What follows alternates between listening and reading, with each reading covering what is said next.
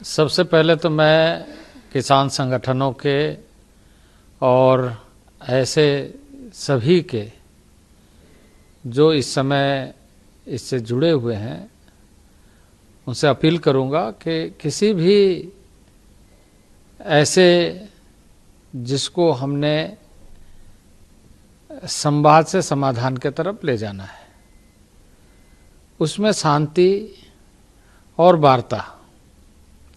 लगातार जारी रखते हुए हमें आगे बढ़ना चाहिए। देश के लोग भी शांति चाहते हैं, हम सब शांति चाहते हैं और सभी खुशहाली के लिए ये सुनिश्चित करना चाहते हैं कि हम सब मिलकर के समाधान ढूंढें और ऐसे विषयों पर हम गंभीरता से विचार करें। सरकार के माध्यम से हमने कोशिश किया कि लगातार वार्ता को जारी रखते हुए हम आगे बढ़ाएं और कुछ प्रस्ताव पर बातचीत हुई और उसमें जो आज समाचार प्राप्त हुआ कि उस प्रस्ताव से वो सहमत नहीं है। पर ये बातचीत, ये वार्ता, ये संवाद हमारा जारी रहना चाहिए और शांतिपूर्ण ढंग से हमें इसका समाधान ढूंढना चाहिए। मैं अपील करूंगा वैसे सभी संगठनों से जो इस तरह की बातों को और इस तरह के माहौल को जिससे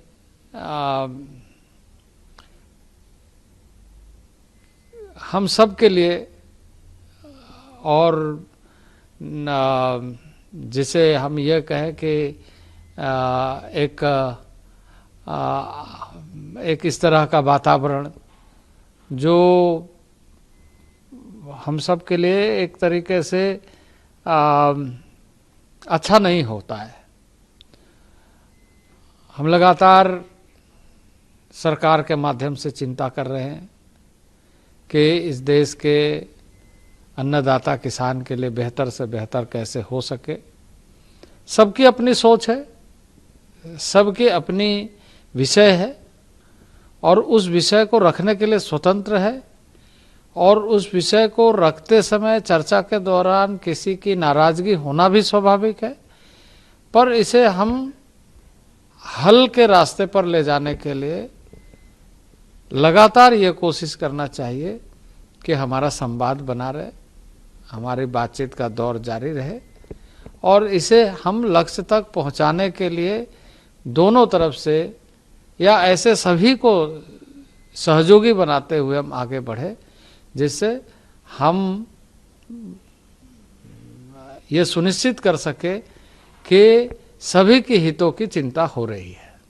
सर, जब बातचीत के टेबल पर आप लोग बैठते हैं तो कई बार लगता है कि सहमति बन गई है जब बाहर निकल के बातचीत, लेकिन एक दो दिन का समय जैसे बीतता है तो किसान संगठन कहते हैं कि हम खारिज कर रहे हैं सरकार का प्रोग्राम। तो ऐसा लगता है कि आगे भी आप बातचीत के लिए तैयार है? अगली चार दौर की बात हो चुकी है। देखिए, ऐसा है,